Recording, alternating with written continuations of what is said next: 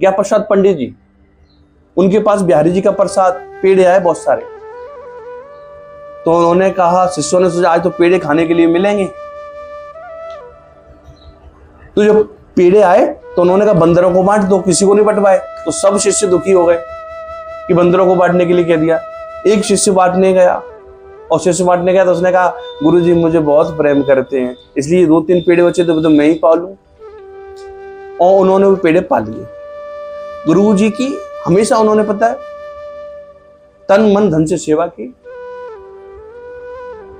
और पेड़े पाके और वो सो गए।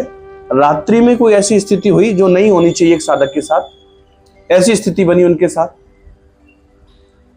तो सुबह सेवा में नहीं पहुंचे पंडित जी के, और जब पंडित जी सेवा में नहीं पहुंचे तो उन्होंने पूछा क्या बात है कि आज बुना हो।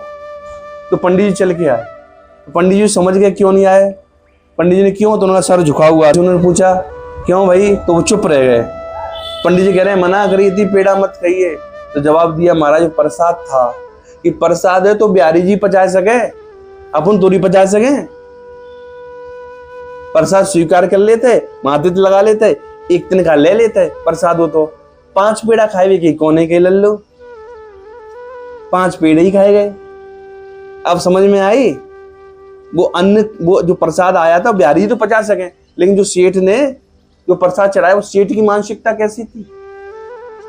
आप सोचते हो हमारे पास ये पाप कहां से चढ़ रहे हैं। आपने किसी का भोजन किया, किसी का, और उसकी मानसिकता आपसे पुण्य प्रदान करने, पुण्य लेने की आपसे, तो आप मत दो, बेशक उसको कुछ मत दो, आप तो गाली दे के आओ।